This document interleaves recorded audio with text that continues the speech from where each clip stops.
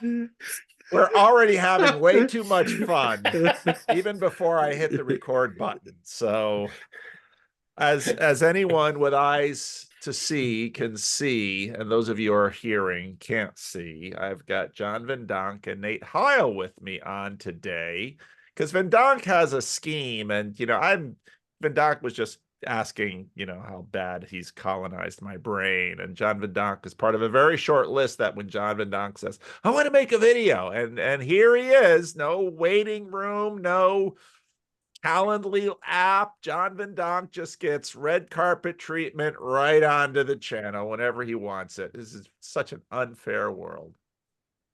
But it does relate to the video you put out this morning, which talks about credentials, expertise,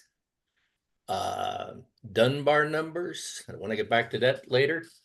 What's with the rubber chicken? That has everything to do to upgrade my image in the minds of your audience, Paul. I understand that it is a necessary feature of everybody's background to have something weird in the background, and so I thought I'd hold up my end of the bargain. A rubber. Who on earth even buy a rubber chicken these days? I mean, if I had to set about getting one, maybe Amazon, but it is also my shorthand way of giving a shout out to my wife, who is currently employed for the state of California, the California Department of Food and Agriculture, and she is responsible to a large degree for keeping all the poultry healthy in the state of California, so that eggs can be bought and sold, chicken can be eaten without danger, and when there are foreign diseases like avian influenza or Newcastle disease that cause harm to our commercial poultry flocks, she is the one who stands in the gap and protects the nation and the state of California. And so this naked chicken symbolizes that. Okay. We in California have the happiest chickens around because apparently the good voters of the state of California are somehow understand the psyche of chickens, because a number of years ago we voted them out of cages and into free range because the good voters of the state of California imagined that chickens would be happier outside. And then now they pick up way more diseases. And we spend billions of dollars because we think people will be happier inside. We are very strange people.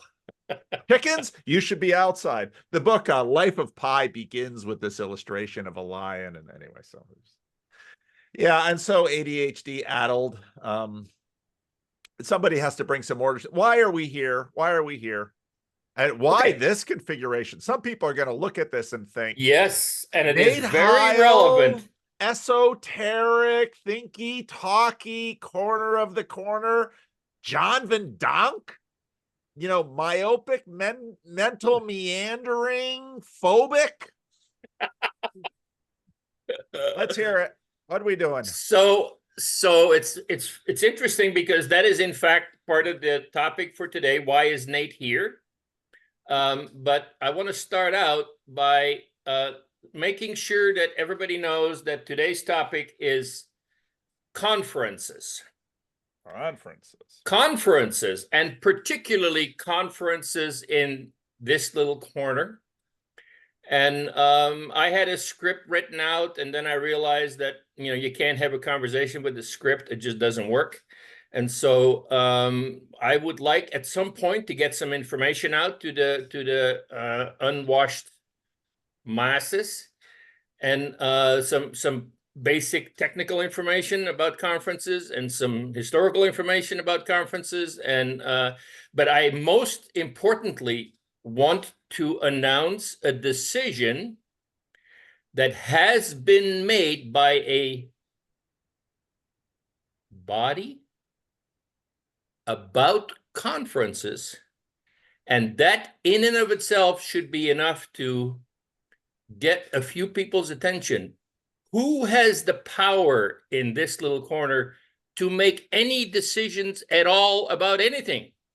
Is there a secret cabal we've not been privy to? I am here to tell you today that a decision has been made and will be enforced about conferences.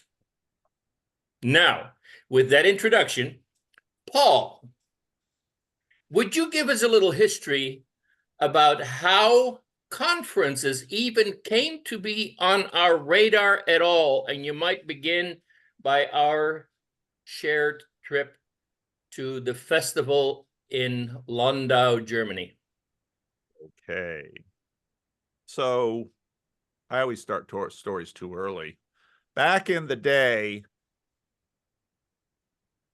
Cassidy, Matthias wanted to do a festival. And I thought, what's a festival? I don't know. It must be a German thing. I guess it is a German thing. They want to do a festival. And then they kind of were like, well, Matthias basically said, if I paid your way, would you come? And I thought, I've never been to Europe. It'd be fun to go to Germany. So I said, okay. Then John Van Donk heard about it. And John Van Donk said, I want to go. And so he got on with Cassidy and Matthias and said, I'm coming too. Find money for me too. And then I left John. I decided, well, that's a good thing. Then John can do all the administrative planning stuff that I don't care to, which of course led to a very frantic late night drive with Job in a very small car from Germany to the Netherlands, only to have John and I sleep in his very small car behind the fire station across the street from Job's house. That's a whole nother story that you can find on the internet. But so then John and I had a lot of time together that trip. And we saw that not only was Estuary important in terms of these little groups, people getting together in very small groups, 8 or so people, unrecorded, that they could know and be known, love and be loved, but that people were having a hard time finding each other and knowing what was going on. But people would come out to see a little bit of celebrity, a little jazz hands there. And when we'd maybe snooker them into, coming out to a bigger conference, we might just give them a little taste of what is even more fun, which is it's one thing to sit and watch. And that's really what this whole thing is about. It's one thing to sit and watch. It's a whole lot more fun to play. And so Thunder Bay was already in the midst. Catherine had that idea. And that, of course, got postponed because of COVID. John and I were going to do with Job a West Coast meetup tour that got canceled because of COVID. And then Catherine pulled off Thunder Bay. And it was really good. And Thunder Bay was right after our Europe trip. And then because whenever I go down to Southern California for churchly duties, I was meeting with John. I said, boy, that Thunder Bay thing was really awesome, John. Now it's your turn. And John was like, what do you mean it's my turn? I said, you got this big church. I had meetings with not your council, but with your staff. And you talked about how you wanted to do bigger events that would draw in people who weren't from your church to be. I said, this is just dumb simple, John. And that was the Chino event. And that was awesome. And it was awesome because we took what we had learned from Thunder Bay, and then we added a few things. And then John, I don't say no to John hardly at all. A lot of people probably think I should, but John had a lot of crazy ideas, like have them in little estuary groups even before the conference starts. Have that be the first thing. And I thought, boy, I don't know about that, but I kept my mouth shut. And after I saw how that worked, I thought, no, that's genius, because so many people come to conferences and they don't know everybody. It's like freshman orientation in college. Now, suddenly they have a little group of people that if they didn't come with friends, they've got someone to sit by. They've got someone to process with, because the truth is all of the stuff that gets done on stage, you can watch that on video later if it's recorded. The really important things that happen on the conference are happening between the people here and there, and the friendships and the networks and all of those things. And actually, I'll add a little bit more to this. Then I went to the ARC conference in London, which was 1,500 people by invitation. really nice venue. Jordan Peterson talks about treating your guests well. There were lovely food, space, but you know what? There wasn't hardly any of at that conference. All of that little estuary stuff. And so actually what a lot of people wound up doing, myself included, so we skipped a lot of the plenary sessions completely. And we sat out there in that little lobby in that little tent, and we talked to people, and we found people, and people found us. And so we're doing all of this stuff. And when it comes down to what I most value from that whole event, it has very little to do with what happened on stage, what all the organizers were thinking about. It had everything to do with me sitting. I'm not going to mention all the people because some of them like to stay hidden. It had everything to do with the little conversations I had around tables and back. And what I was sort of frustrated by was I thought, you know, at the Chino conference, we had this built into the program.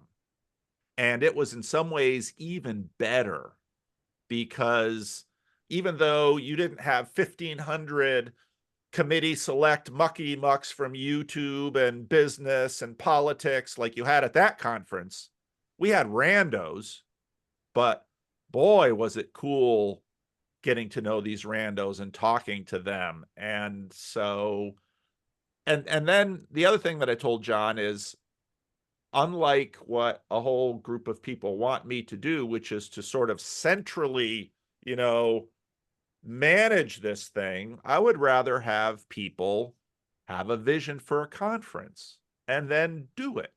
And that's sort of what we've seen. Nate and I were both at this conference in Washington, D.C., very Catholic affair. It's very interesting.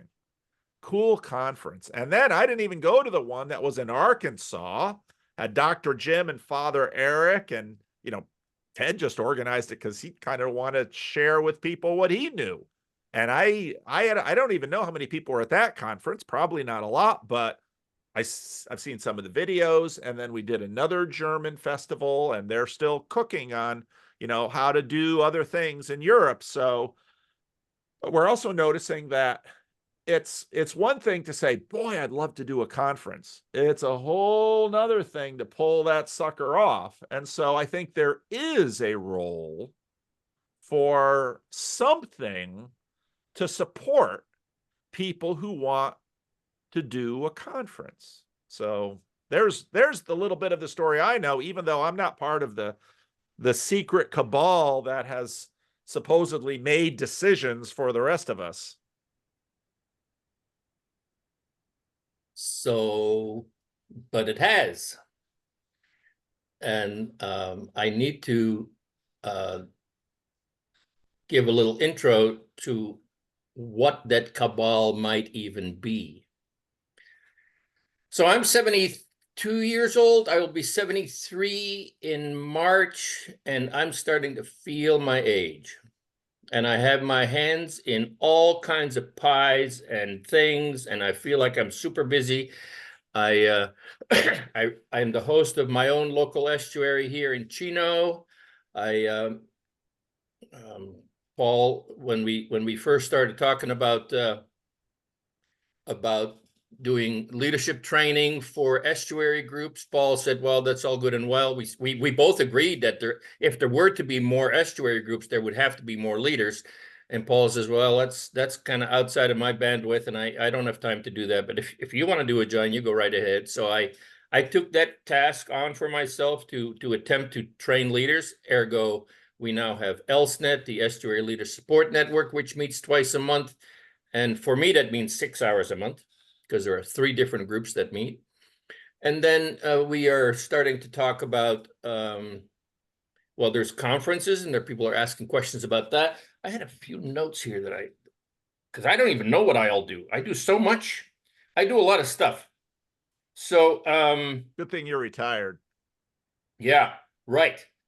And that spotted sheep thing fell through. Yeah, that is also true. Yeah. I saw those spotted sheep. They were pretty cool, but anyway. I also work with Nate to make sure that the estuaryhub.com website is becoming more user-friendly, which it now is not, but it will be, and we are working hard at that. I respond to requests for individual conversations that are related to estuary topics and themes. I regularly connect with Justin about the upcoming documentary that about the TLC and the estuary project. I make sure that the bills get paid for my meetup.com, my Zoom account, and my Estuary Hub website. All of that needs to be paid, so I take care of that. And then I frequently interface with you, Paul, in an attempt to reduce the confusion between TLC and estuary. I have a real burden for making sure that the distinction between those two is kept very clear. And apparently I do that so much that I've begun to sound like a broken record. And then I also wonder what I'm supposed to do, if anything, in relation to the third leg of the equation being estuary, TLC, and conferences. And from the conference in Chino, we learned that a conference can be an amazing bridge between those two populations, between people that are primarily involved with each other online and who need to see in person these other people and would be willing to spend money to come together, and a little celebrity might be a bonus and an extra incentive, but like you said, they really do come to see and be with each other.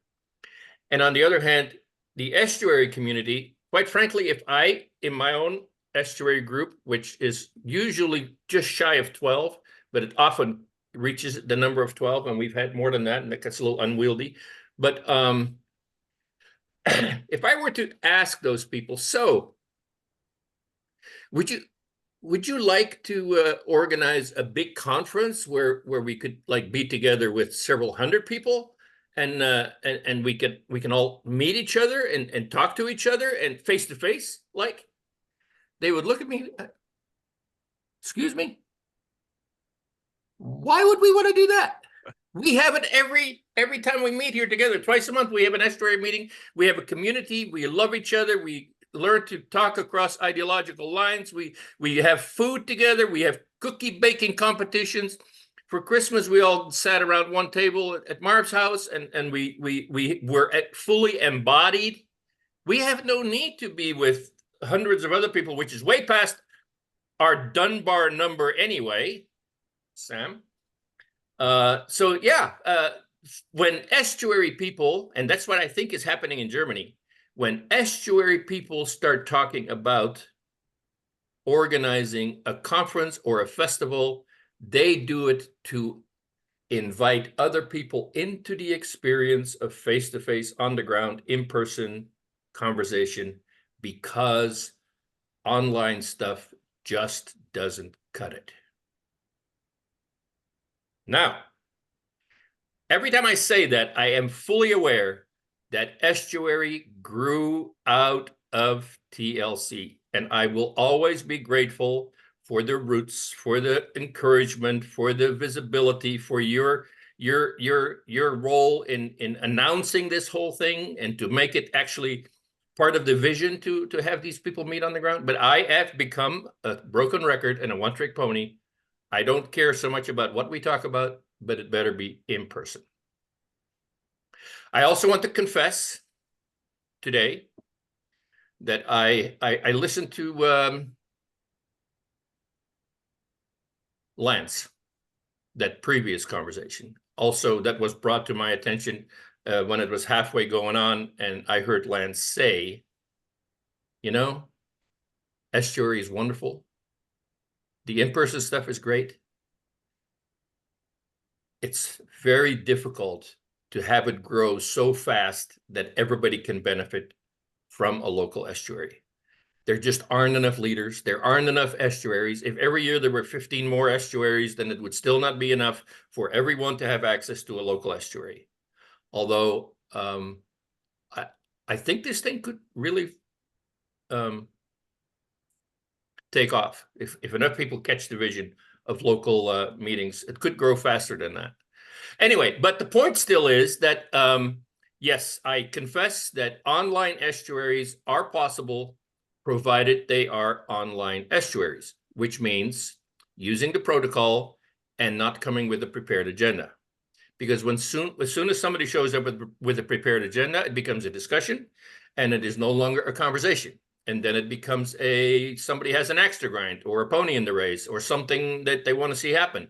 And then it is no longer the fluid, organic coming together and sharing what's on your mind today.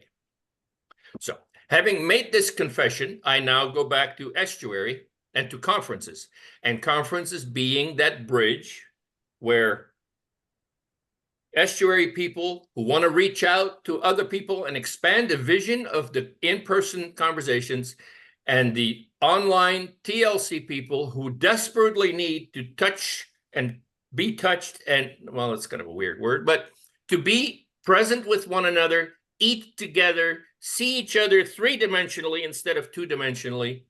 And those two are natural. These two groups naturally find each other in conferences.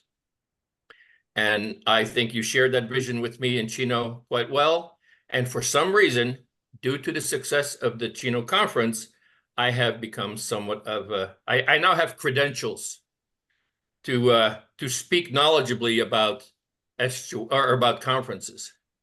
And so, but at the same time, this just gets added to my long list of activities and duties and responsibilities. And I am not really, I don't have the bandwidth to do this. So quite frankly, the big announcement today is that that has to do with why Nate is here. The big announcement is that to keep the forward momentum of Estuary, not TLC. I have no pony in the TLC race. If that is going to be built and built out and expanded in any way possible, it's up to you, Paul, and your cohorts and all the sub-channels to do it. Not up to me. I'm going to just occasionally drop in here and there and have fun with it, but that is not my, I don't see that as my responsibility at all. But I really, really am very invested in Estuaries continuing to expand and develop and grow. And so that is going to require a certain amount of energy that I don't have. But I really care about it. So I have a vision that if I gather the right people around me who share that passion, who share that vision, then maybe in 2 years I can walk away from it and say, you know, you guys can handle this from here on forward, and you are sufficiently capable of all the details to take this thing to the next level. And guess who is a member of that team? There's 7 people. I will not announce their names today. We're going to have a more elaborate rollout than that. But the team actually made a decision, 2 decisions actually. We had some bit of a division of roles. And when it came to what is going to be our position and our responsibility and our relationship to conferences, as the cabal even has a name. Guess what it's called? Write this down. I'm ready to type. ELC.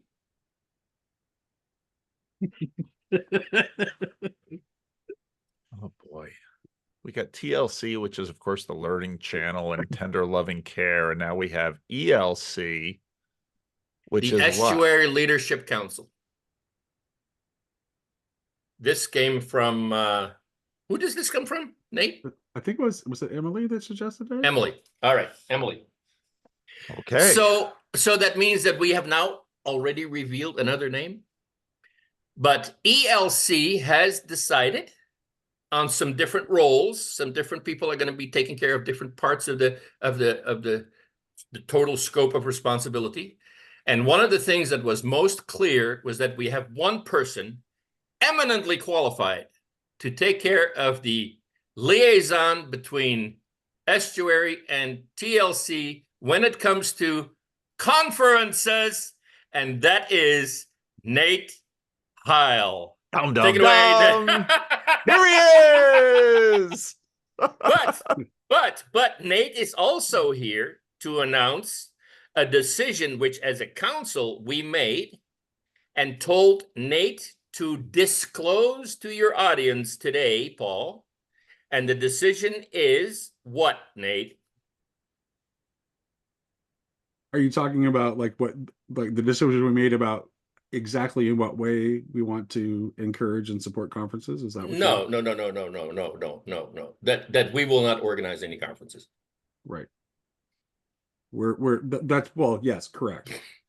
Yes, So we're not going to organize the conferences, but we can give advice and help you out in other ways, but we will not organize them. That's a big decision, because this is, I mean, this conversation has been going around for years now, and it's been interesting to watch it go. So Jacob, we are not it. So the ELC are not conference organizers. They are conference organizer supporters, kind of analogous to the way ElseNet isn't really running estuaries. They're just supporting leaders. I think that's a very good analogy, Paul. I think that's precisely what we have in mind. Yep. So we can kind of like give people advice as to how to do it, but won't actually be involved in the organization of the conferences. Why don't, now I know that's going to be a little controversial in the minds of a few people that already that we won't necessarily name right now, but if we haven't already, but let's talk a little bit more about that, because it's helpful to understand why make a decision like that, and can understand, you know, perhaps within the group why there was some debate about that, because it seems natural if you say, okay, well, this group is going to organize conferences and these are going to be ELC conferences or Estuary.inc conferences. Why?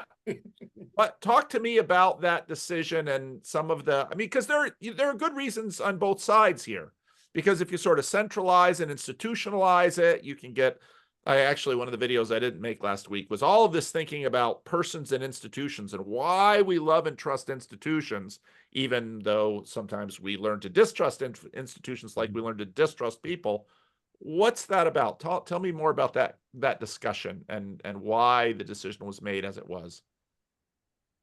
It originally arose out of the possibility that some of the leftover money from Chino, you see, if you do a conference right, you may even have some money left over.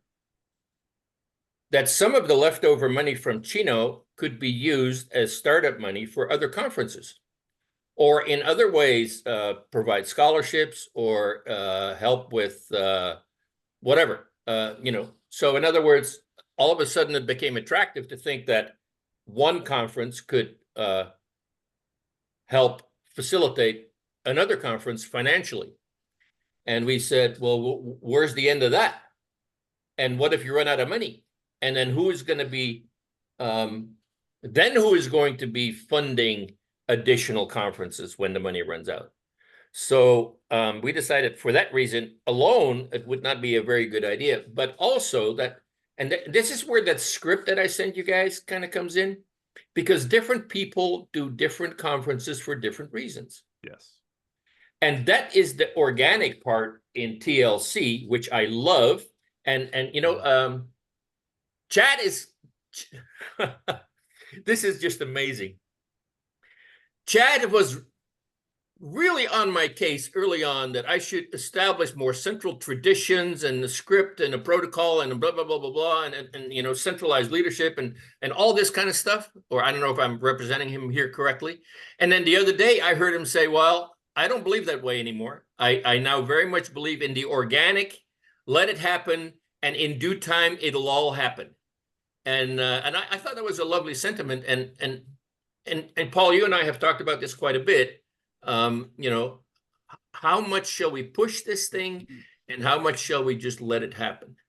And so I did not think, and I did not expect that my age and my energy level would ever become a factor in making some of these kinds of decisions. But now it has, for real. I mean, this is an existential need. I can't keep up with you. The reason why I didn't get to go to the second German festival is because I can't freaking keep up with you long legs on British railway stations, subway paths, and what have you. I mean, I just about killed myself that other year. And so I'm not prepared to do that anymore. I'm just not going to do it. So I'm too old for this crap. But that also means that now comes a moment, an existential moment in time when you can anticipate that, hey, I am not going to be in this particular role. I can't do this or that or that. Well, who else is going to do it? And as soon as you ask the question, who else is going to do it? Then you need to begin to think about, well, who are the people who are willing, have the expertise, have the motivation, have the credential, have the connections to step up and say, yeah, we can do that. And we want to do that. And so the team that I now have, we've had 3 meetings already. It is an incredible team. And this is the team that had the discussion about why we would not do conferences as such, which is not to say that we're not going to do anything. So again, Nate, you take it away. There's a reason why Nate is the contact person for the liaison for between ELC and TLC. Nate is the liaison between ELC and TLC. That's his task. So. Right. And I think that's just because I have my hands kind of equally in both. Totally. To a very clear, so it makes sense for me. Which people might not notice just by, watching you on Grail Country. They see you online in TLC, but a lot of Estuary is sort of not, Estuary by design is not really on screen. Right. So it's a sacred space. Off screen, I'm very involved in Estuary and always have been. And in terms of the organic growth thing, like I'm 100% on the same page with you, John. In fact, I think that the first conversation we had when we met up in Chino was about exactly that, about us both having that vision that it needs to be something that's allowed to grow organically. And although it was a nice idea to have a pay it forward model to help support other conferences, it's just there are more downsides to that ultimately. And also part of that is one of the reasons we came to that conclusion is that very few conferences actually are in the black. Most of them are in the red. So yeah, there's significant financial risk in saying I want to do a conference. And I walked through this with Catherine. I walked through this with John. I mean, at this point, I've walked through this with enough people that I know that all the excitement, we're going to do a conference, and they announce it, and we do some videos, yada, yada, yada. And then about 4 months before the conference, they're like, what if nobody comes? I'm on the hook for this venue. I'm on the hook for this food. I'm on the hook for this. And if nobody buys tickets, I'm going to be upside down for this thing for not a little money. And so it's a big deal. Yeah, I would advise on that just to know how much you can afford to spend up front and work that into your budget when you're planning. And ask the question, who is organizing this conference? It is really important that you know who the we is when you say we are going to have a conference. When you say we, you cannot assume that Paul will do it for you. You cannot assume that ELC will do it for you. You cannot assume that your mother-in-law is going to do it for you, unless you make those arrangements. Well, but then it also, that's the scary side. And now we haven't had a lot of big announcements. So the Symbolic World Conference coming up is a little different in that, Neil Dirt, I said Dirt Pirate Robbins, Dirt Poor Robbins. I mean, that is a conference that grew organically, but moreover, sort of in the symbolic world, and it's called the Symbolic World Summit. And so it's a little bit different. We've had talk about a conference in Texas. There's other conferences that are potentially in the works. And I think that's all fine. And it's just the freedom there is, I want to see if I can I'd like to have these two. I get emails all the time or tweets all the time. You should talk to this person. You should talk to this person. Well, guess what? You can live your fantasy. It's just, you got to have skin in the game, and you can get these people on stage. And then when you start to put this thing together, Well, how is it all going to work? And there's a million little details. And where's the support coming from? And John knows this full well. And I want to share that a little bit because that is part of what we want to communicate to the audience is what does it take to get a successful conference off the ground. And I have a little bit of a track record because I pulled it off once. People, I'm not an expert. I did it once. And why was Chino successful? Well, first of all, it came on the heels of Thunder Bay, and Paul and John and Jonathan had been together, had a good time, felt like they had more to talk about, and were not famous enough yet to be in such super demand everywhere else. So when Paul reached out to John and Jonathan and said, hey, you guys want to do this again in Southern California? They said yes. Now, we had some incredibly high visibility talent on stage at Crosspoint Church. I mean, I did zero advertising. These people were able to draw a crowd simply by their own celebrity. Then, in addition, the target audience was the TLC community. The TLC community had been cooped up on account of COVID, not going anywhere, and had been rapidly expanding because Paul was doing a good job of encouraging these people to be talking to each other and getting to know each other, and all kinds of relationships were being formed, but that were never fully embodied because they were always on a screen. So there was a tremendous urgency to who are these people in real life? Who are these people in real life? And so it was an easy task for me to bring them together in Chino, good access, airports, freeways, venue. The venue, I mean, you mentioned the venue, Paul, and you're so right about that. In fact, I had laid the foundation for that by having a conversation already going about how can we build bridges to the community by having conversations about, perhaps controversial topics or at least topics of public interest, where we bring different parties together and create a conversation that we don't necessarily have to have the final answer at. We don't have to tie up all the loose ends in a bow and have an altar call and everybody will come to Jesus. No, we can actually have conversations and they are worthy of themselves. So that spirit was already present at Crosspoint Church. And then in addition, we have a big facility, but guess what? We had to pay for the janitorial staff. So it's not that they did it for free. It was part of the budget. We had to make sure that we were able to hold up our end of the bargain. So that goes into the budget. But then what happened was these people showed up. And like you said, it was not as important who was on the stage as it was who sat around the table with me or around the campfire, or who was in the band that we ad hoc impromptu made up, or who was part of the little panel session that Jacob organized that was on nobody's agenda. He just did it impromptu and he got a mental health panel going, and I was the celebrity mental health patient there. So, but yeah, that is the underlying dynamics of the success of that conference, but you can't take that for granted. That does not happen everywhere.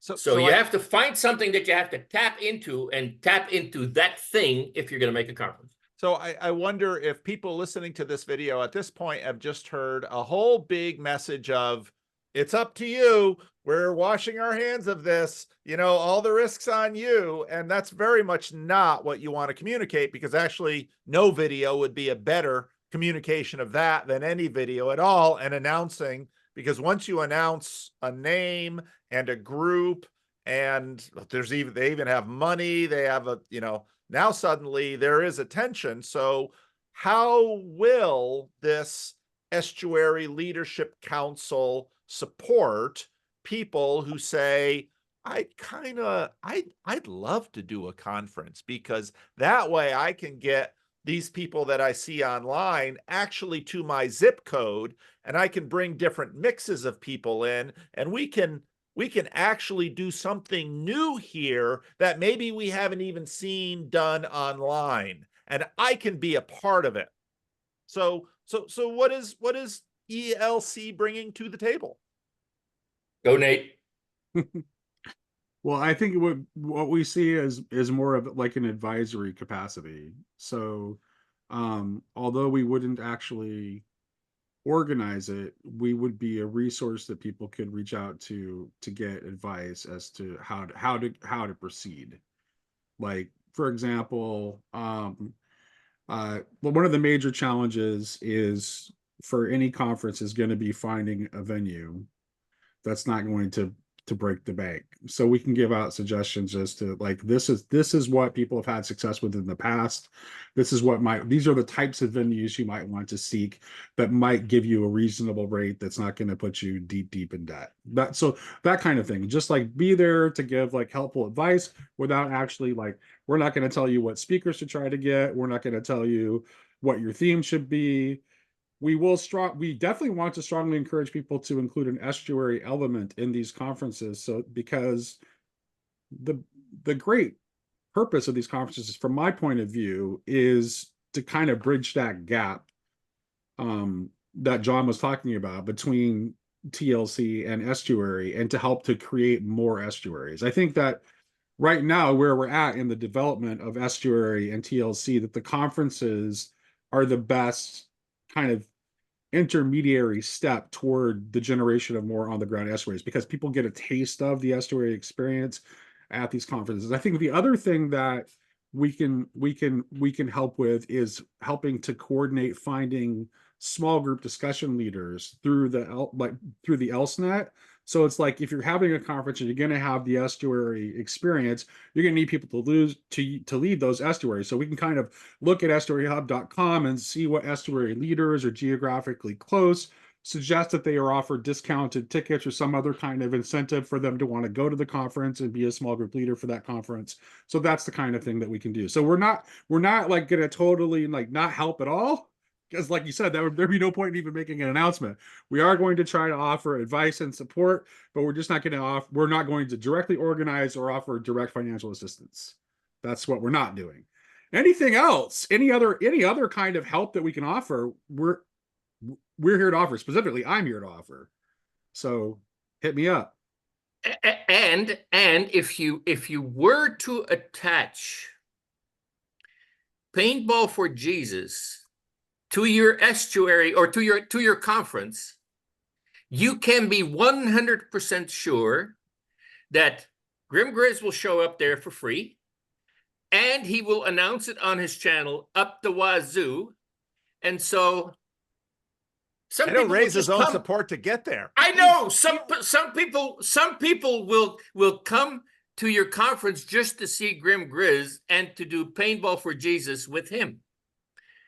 The hardest thing was just imagining Grim Grizz in the VIP room at the Symbolic World Summit and thinking, oh, I so want to be in that room just to watch. I wish you were going to be there, Paul. I really do. I'm bringing my priest. But I think it's helpful to give a vision, as you've done, of why conferences and how every conference is a different thing.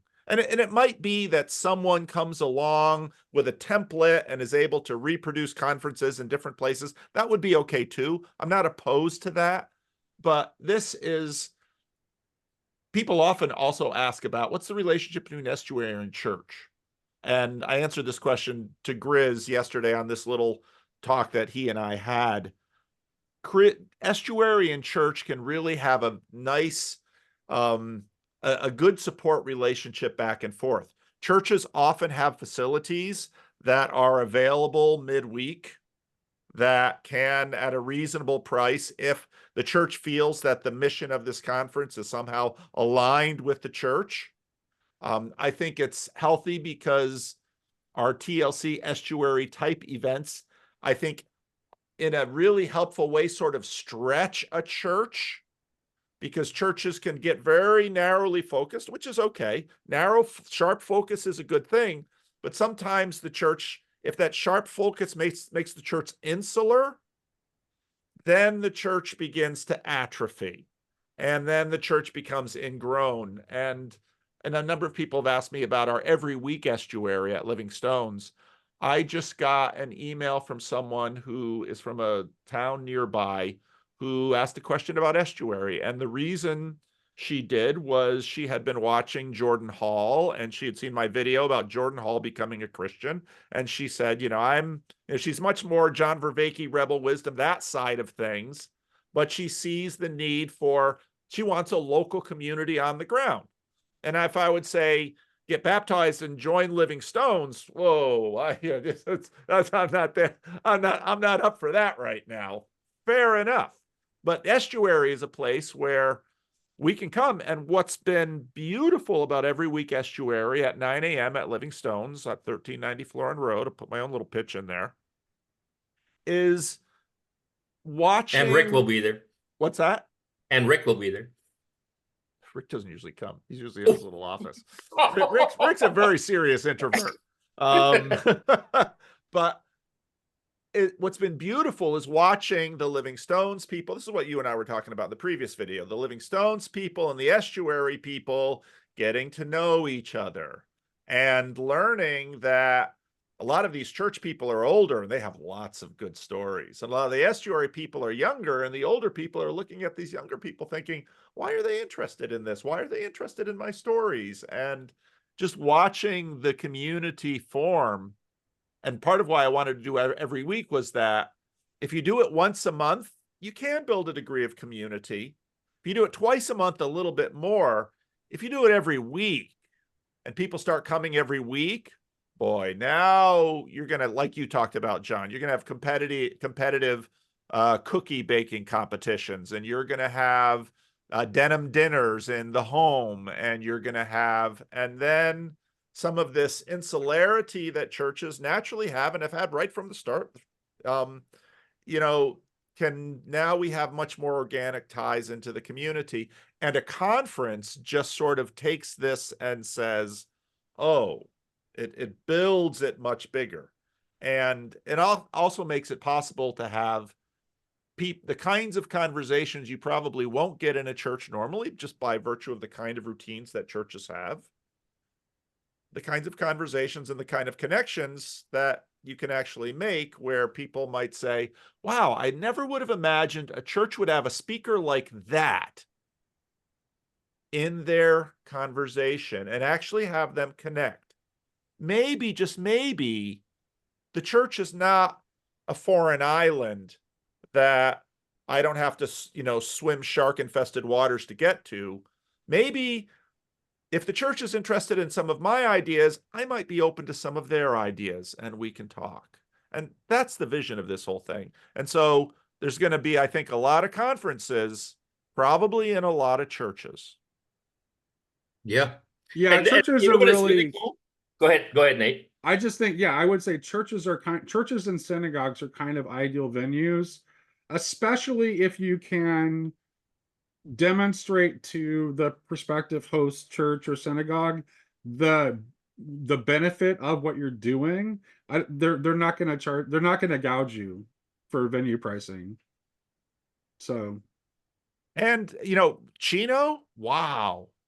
I mean, and you know what? You know what is the coolest thing for me? To see John Vervaeke, like what Chris did, that he took some clips out and then he made a clip of John Vervaeke saying something. I don't care what it is. And then you look in the background, he's on my church stage. That picture right there, that video is in my church, on my church stage. And somehow it does something to me. Don't ask me why or what it is, but I mean, it's the coolest thing to think that, in some small way, Crosspoint has placed itself on a much bigger map of conversation, of engagement, of community building, even in places that these people may never set another foot at Crosspoint Church, but they are somehow, their tentacles are being spread around in kind of a maybe mysterious way. Well, I would say that, not just to add on to the thing I was saying about churches as venues. I mean, honestly, if there's a CRC church anywhere near you, See, the CRC already knows about Estuary. It's like part of like because of Paul, it's like it's a known quantity. So it's not you won't be pitching something that's completely foreign and alien. They're already curious about it and already interested in it and already ready to hear about it. So because I don't want to reinvent the wheel when I don't have to, that's for the one I'm planning myself. That's what I did. I went to the local CRC church. Tell us about your conference, Nate. Well, wait till it's a little bit closer to but it's gonna be it's gonna be in September. It's gonna be in Olympia, Washington. In a Christian Reformed church in Olympia, Washington. Yep. Huh, does it have a name? Oh, John. Let's wait. Not yet. Not yet. You're Not the bad. conference. I mean the church. I I don't can mean the conference. I mean the church. Oh, the church is Olympia CRC in Oh, Olympia, Washington. Amazingly creative. Wow. Yeah. We CRC people, we have amazingly Yeah, it's very Church. it's Olympia CRC. Yeah. And what was cool about this, and this is part of the reason the CRC is interesting in this, because the pastor of that church was a good friend of mine in college. He was another history major with me at Calvin College. I was going to go out to Fuller Seminary with him for that 1 year, and I didn't go. But he went, and so he and I in college and seminary were like this. And then, of course, when I met Nate in Olympia, I said, "Oh wow, Olympia! I know somebody." They in knew who Olympia." I was before I talked to them. Cool. They already knew who I was. CRC In fact- people are real serious lurkers. They're watching. So, yeah.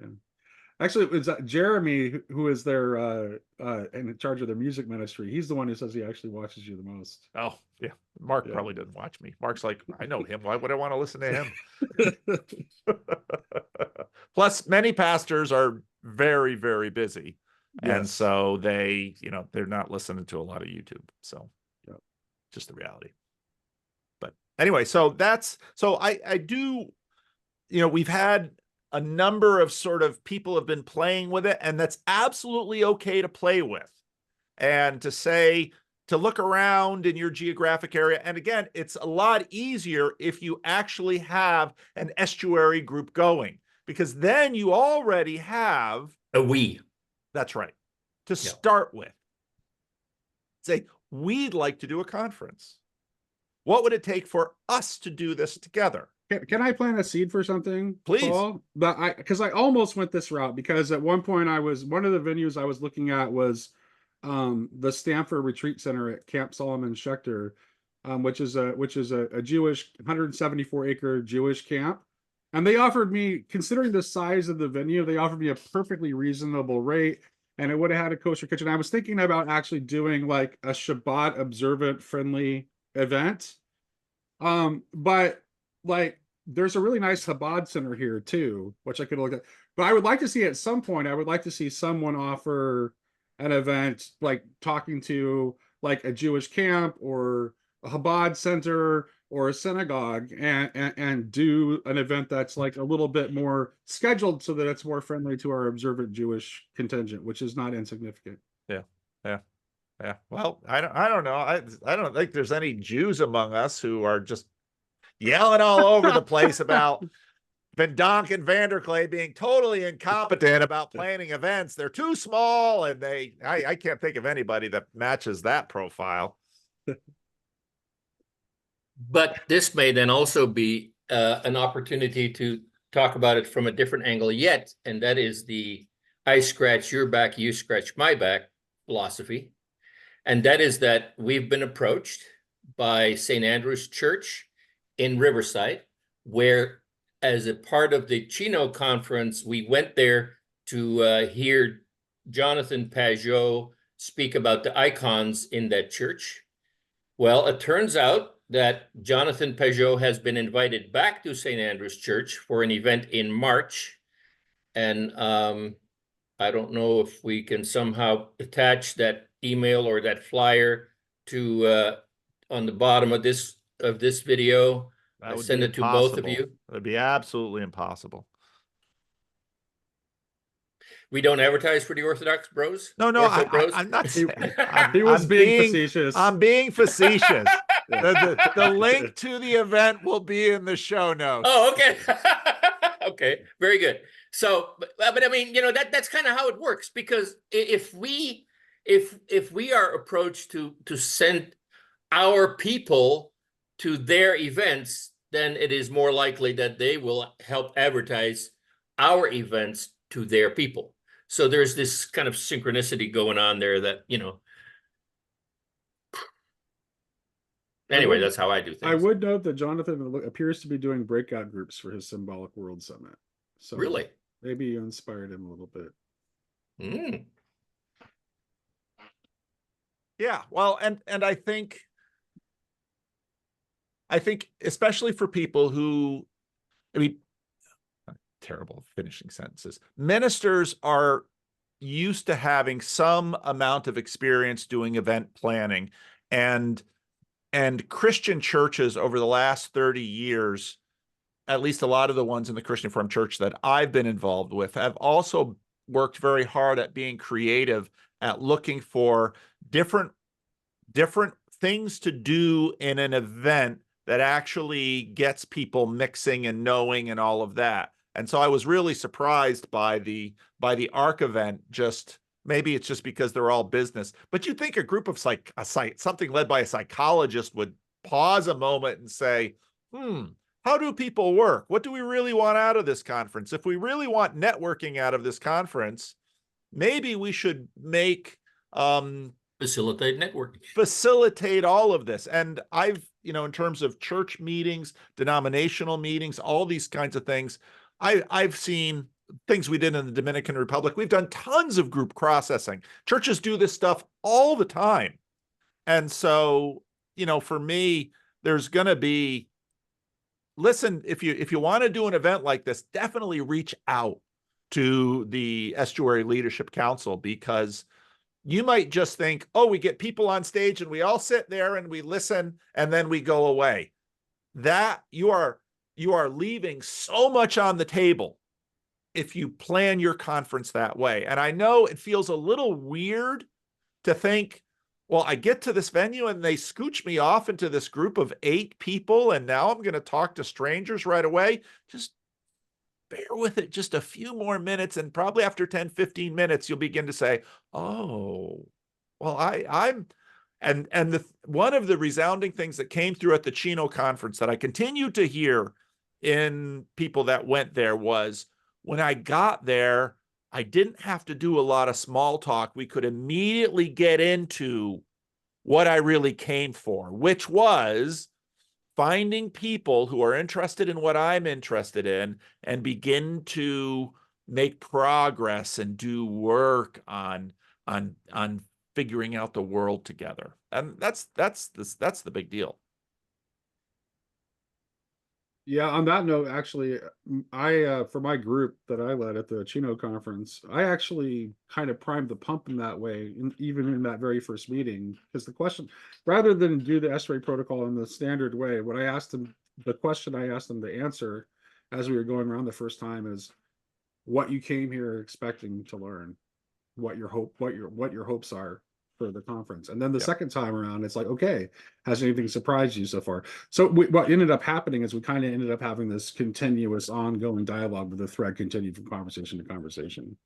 Right. So, and then you leave the conference and you might have someone that you trade emails with or meet on Twitter or just meet on a Zoom call or even on a little internet chatting thing. And that way you can continue to learn at home. So, all right. Oh, go ahead, John. No. I have a couple more technical support kind of observations, and that is related to your potential target population, your target audience.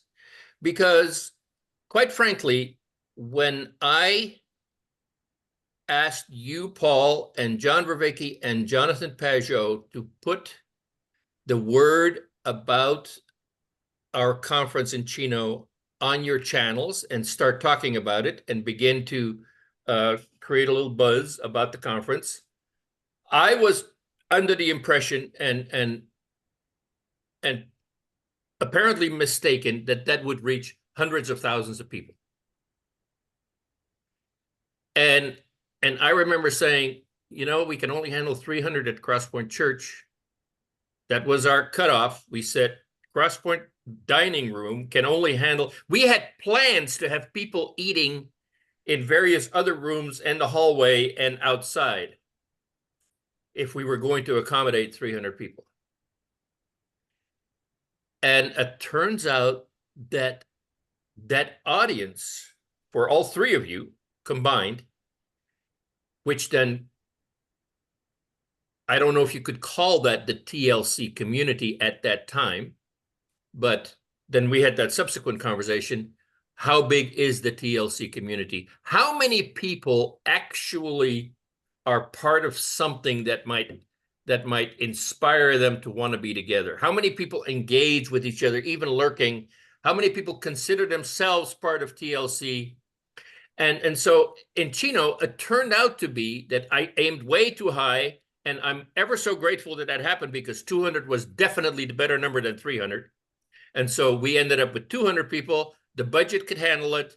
I just cut about 2/3 off the price that I paid Paul Vanderklay, and everybody else got what they were supposed to get. And, you know, he's very generous that way. So if you want to organize Paul, make him the flex part of your budget. No.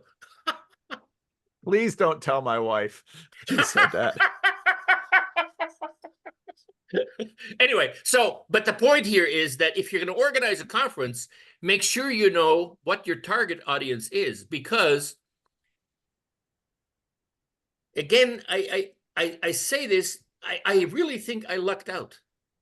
I was able to do the Chino thing at a time when the celebrities were still celebrities, and when they had the time to come to Chino, and when nobody had really had the opportunity to connect with them in person yet. And so all the stars aligned for Chino. But for your conference that you're planning now, or the one that you're thinking about in Texas or in Arkansas or in Kansas or in Illinois or in Washington state, all these conferences, if you're going to attract a crowd, you're going to have to ask yourself, who is my target audience and how will I reach them?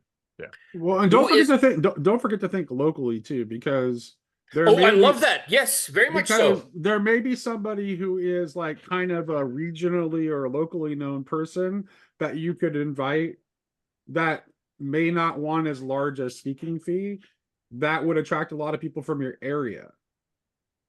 So that's just something to talk about. Because actually, one of the people that I have in mind to invite is happens to live in the Northwest.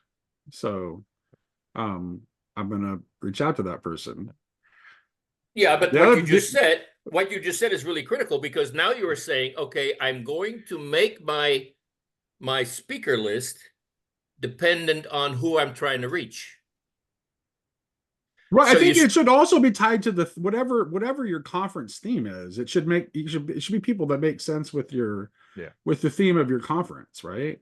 So originally, when I first started thinking about holding an event in the Northwest, the original theme I was thinking about was myth versus the machine.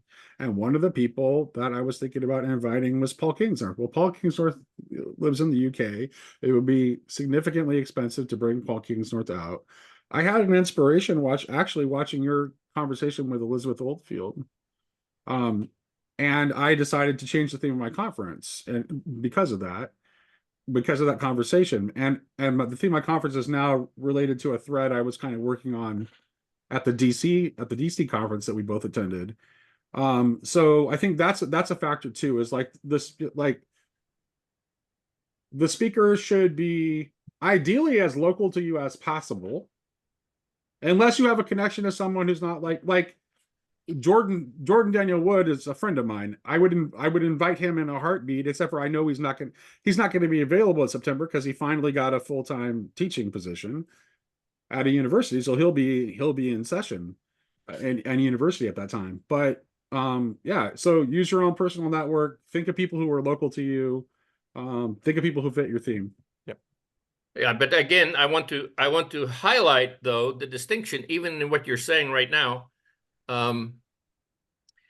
between which comes first, and there's a little bit of a chicken and egg thing going on here, because if you make your theme, your topic, the starting point, you may be looking for people who are attracted to that theme or to those speakers.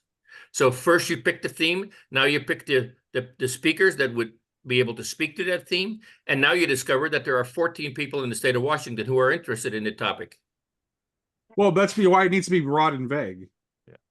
Well, and also part of what we did at Chino was partly because John and Jonathan and I already had a relationship.